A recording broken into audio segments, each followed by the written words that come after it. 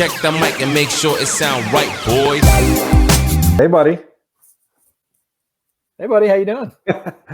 Pretty good. You know what week it is, don't you? Week. I forget. It's week 7. I forgot right there. It's week 7, but sometimes people forget things, right? And Tom Brady last year forgot what down it was. He thought it was 4th down. It was 5th down. The game was over. He blew it at Soldier Field. I'm Dan Wiederer. That's Rich Campbell. The Bears are heading to Tampa for a reunion with Tom Brady. Rich, I have a feeling Tom Brady remembers that. He mentioned in his Thursday afternoon press conference this week that he had that uncharacteristic brain fart on his final play of last year's game at Soldier Field. But this isn't just any quarterback remembering a mistake he made in the past. This is Tom Brady. He remembers it. What do you think that means? Yeah, I think we've known Brady in his previous team to hold grudges, run it up, and you see that 12.5 point spread this week, and you understand that the Bears are swimming out to try to go through a tidal wave here, and we'll see if they can. Well, I told you, look, you know, Brady embarrassed himself. The Bears didn't embarrass him. It's not like they then rubbed it in for months and months on that. But he's the type of competitive psychopath, is the word I've used all week, that it doesn't matter, right? Like, he still remembers the embarrassment. He remembers people laughing at him for a week after that. He remembers the feeling of being like, man, that's not like me. And this is the type of guy that will use all of that and just go, F you, F you, F you, F you. I'm going to come at you with everything I got. Obviously, he's a matchup he likes against a struggling Bears team. You got to feel a little bit worried about just the level of, I guess, competitive drive that the greatest of all time may have every week, but in addition, because of this little incident a year ago. I always thought it was so weird that he didn't really own it after the game. Right? Like, he didn't own it. And then now, to your point, he's just going to use it the way he wants to use it. Right. And it's his prerogative. You just look at the weapons around him now and compare that to what what's in the Bears cupboard. And it's just like different. It's a different thing, right? It's like not even the same sport. Yeah. I brought up to you the Michael Jordan, LeBradford Smith anecdote off the air where, you know, MJ got torched by young LeBradford Smith for something like 32 points on one night. And he basically said that he was going to outscore that in the first half the next night. They played him right again really quickly. And Jordan had like 31 in the first half the next game. And it's just one of those things. It doesn't matter. Just, you know, conjure up whatever you need to conjure up and do what you need to do. The Bears are at a crossroads, in my opinion. I think this is a dangerous spot on the schedule. We've talked about this previously about these spots in your season that can feel like more than just one game or more than just 2 games. And this feels like back-to-back weeks on the big stage, right? You've got the game last week against the Packers, which was under the spotlight, and then the spotlight turned up when Aaron Rodgers went in the end zone on a 6-yard run and told the fans in the southwest corner of Soldier Field that he owns them. He still owns them all his bleeping life.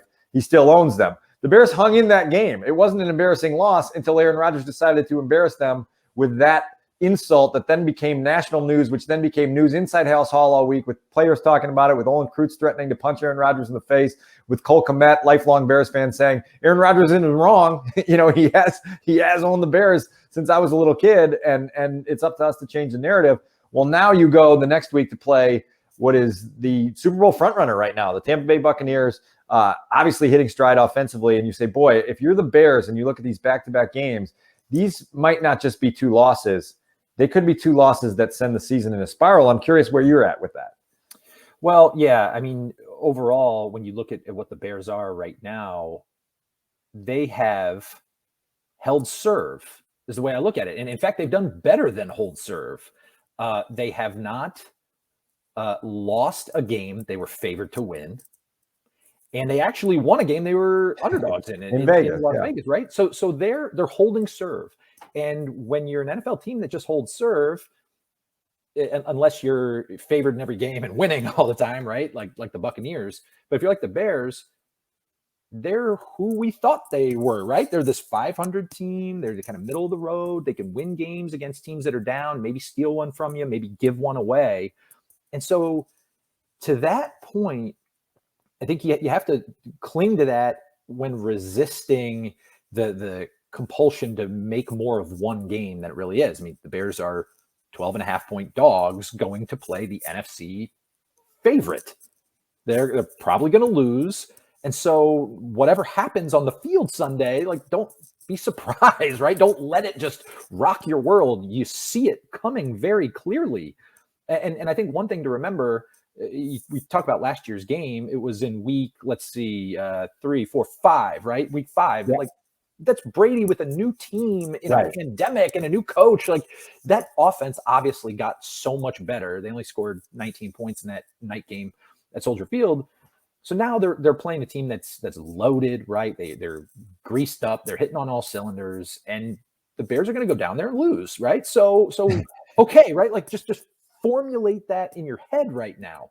But this is where covering the team gives you such a clear feel and a picture of what you're dealing with here and what's happening, because you're around it, Dan, every day now. Like, you feel what this is, and you feel that the offensive struggles start to mount, and you feel the brand of ball that, we talk about the brand of losing, the brand of ball, what you're watching here. Yeah. And in this season, we've talked about, okay, maybe the record doesn't matter as much as long as Matt Nagy's fingerprints are showing on Justin Fields' progress. Yeah. Well, now we're in start number 5 for Fields. Where's the progress? Yep. Right? We're getting to a third of the season here. Where's the progress? Where do you see it coming through? And to me, that's where you start to really make more of a single game or result than otherwise what it might mean. Well, and listen, this is a defense that Justin Fields is going to face on Sunday afternoon that is going to challenge him as much as any defense he's faced this year, including the Cleveland Browns in his first start, which, as you know, was an absolute disaster with the Bears getting 1 net passing yard out of that game.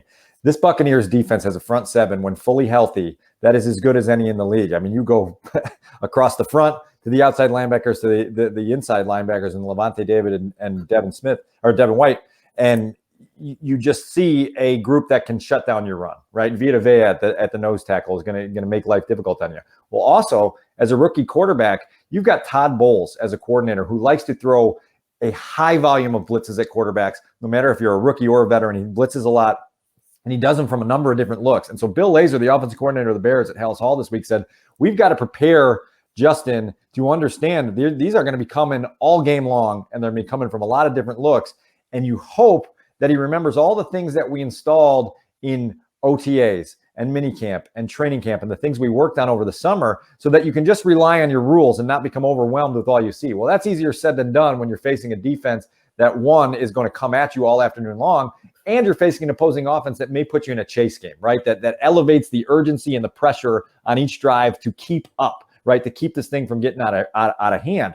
And so this is a big test for Justin Fields. It's also a big experience. And I think people need to understand that these are good things for a rookie quarterback to go through. Even if they're bumpy, even if he doesn't succeed, to have these experiences and be like, oh man, I've got to get better here. I've got to understand this better. I've got to know how to get to my hot quicker over here. All of these things are going to be put to the test with Fields in Tampa. And now it's all about the growth process. Rich, for me, the one thing that I've been saying all week is we've talked all year about 2021 being so much about how much growth Justin Fields makes, and is it obvious? Well, the second part of that is what you mentioned. How much of that growth is a byproduct of the coaching staff that he's working on, and how much is a byproduct of him just being a very talented quarterback who has very high football aptitude and is very driven? And that's something that the people up the chain of command are going to have to filter through and interpret and translate as we go through this, because Justin Fields may make strides, leaps and bounds, but it may not necessarily be attributable to positions that Matt Nagy and his staff are putting him in. It becomes a complex evaluation, and the Bears are going to have to be very dialed in on that complex evaluation. Well, and in this case, you mentioned it, the Buccaneers make teams one-dimensional. Yeah. And they make very good offenses one-dimensional. They made the Cowboys one-dimensional in week 1, and they did it to the Patriots as well. Yeah. So what has the Bears offense done to be most successful, let's say, over the last 2 seasons? It's when they lean into the run and they work the play action passing game. And if the matchup up front dictates that the Bears can't run, and the score dictates they can't run, boy, that's a lot on field. So we're going to have to see how the Bears scheme that to try to stay in the game that way. And to that point, that's where you can look at Nagy and this game plan and figure out, what did they learn from that Browns game, right? When you're in a bad matchup defensively. And so scheme it better. Let's put his imprint on it. And so I'm glad you mentioned this, because we think back to, well, I guess it's the last time the Bears did a Rodgers Brady back-to-back. And it was 2014, and the 50 burgers that the Pats and Packers put up against the Bears, and it really signaled the end of the Mark Trestman era. You had a feel after just 5 games, or excuse me, it was about 8 games, that the season was over. The Bears lost that game to the Packers on up at Lambeau at night. They dropped to 3-6. Yeah. If you recall. So I guess it's 9 games. They still won the next 2, if you recall. They beat Tampa, they beat Minnesota, but you already knew where it was going. And it's because of what you talked about.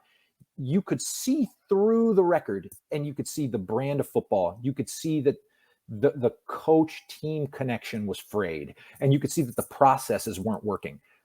So as you look at the result from this Sunday, you're going to have to look past it and toward those things about scheme, process, coaching, leadership, and imprint on the game to try to get a sense of where this is headed. So since you've put me in the shotgun seat of the DeLorean and dialed it up to 2014 again, Marty, you can't believe we're going back to 2014. I'm going to take you even further back in 2014 to week 6, when they went to the Georgia Dome and won in Atlanta. I know you remember that game because you remember the energy. Jay Cutler played really well that afternoon. Phil Emery was down in the bowels of the stadium, looking as euphoric and adrenalized as we had ever seen him. He was pumped up by that win that had gotten them to 3-3. And I think our reaction coming out of there was, well, wait a minute, let's see what this translates into beyond this. And it was at that point in the season where you sensed that 2014 team was using a lot of energy in the early going just to steady themselves, not to get on a roll, but just to steady themselves. And you felt like there was this, oh my God, they got to 3-3 and they're celebrating. Well, what happened the next week? They played the Dolphins at home. And that was the game that the dysfunction started to show. Brandon Marshall yelling at Robbie Gould. Everyone could hear it outside the locker room doors. And that preceded those back-to-back games against the Patriots and the Packers that you mentioned. And the skid began. And again, you mentioned it. They came back after losing in embarrassing fashion to the Packers and won their next 2 games to get to 5-6.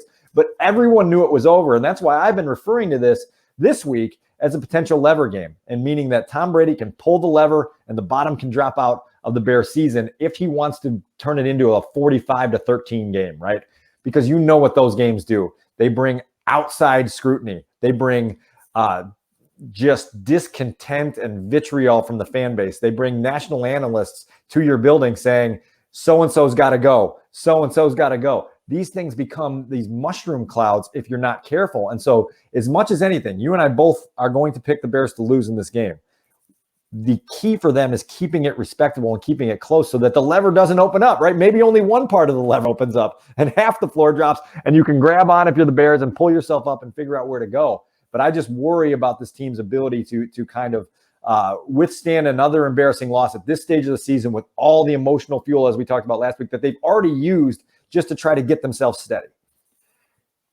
Yeah, I agree with all that. And in some ways, the 2014 comparison doesn't apply. And I don't think it's a comparison as much as it is just an example of what happened. Of course, the locker room's a lot different. And that's helpful by design. It's by design, right? To keep a team together when that lever game goes the wrong way and the bottom does fall out. But you look forward here, the Bears after Tampa, they're home against the Niners. I don't know if they'll be favored in that. We'll see. But they're at Pittsburgh after that. They won't be favored. They're home against Baltimore. They won't be favored. They go to the Lions, okay, but then they get the Cardinals, the Packers. Like, it just doesn't let up for them. And so you have to be alert, see a bigger picture here of how it could snowball on them. And they were in that Packers game, right? I mean, but again, what are you seeing from the head coach affecting the quarterback and finding ways to move the ball, developing weapons that we don't see right now? I mean, you're going to look at that Tampa offense on Sunday and just see a loaded receiver group. You're going to see multiple running backs. You're going to see one of the best red zone tight ends to ever play, right? I mean, like, just go down their roster and it's awesome. The Bears just don't have that. They haven't built that. And it ultimately could be their undoing. And yeah, stay in it, right? And live to fight another day. But 12.5 in a motivated Brady, you're right. That's uphill. Two last things. Footnote on this. Tom Brady has been off since Thursday night of week 6. There's Yes. an extra long time to prepare for the Bears. I think that's meaningful in a lot of different ways.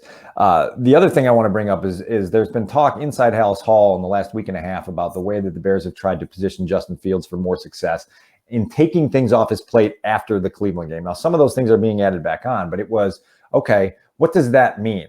Right. And how have they simplified things for a rookie quarterback to have to think less? That was the key, right? That when they say we're taking things off his plate, it's how can he be thinking less when he breaks the huddle, when he gets to the line of scrimmage, when he sees things.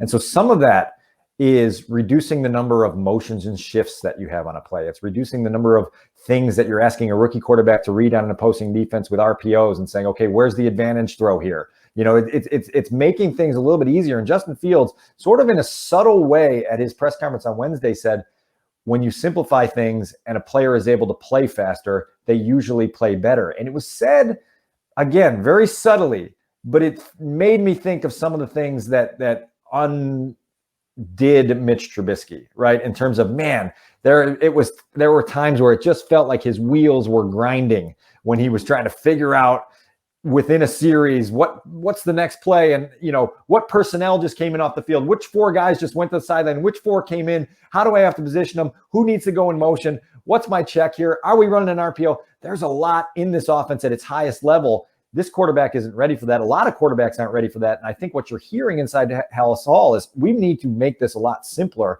They are trying to do that. Justin has made growth, but when you talk about seeing a head coach's fingerprints and influence on a quarterback, these are very key points in the discussion.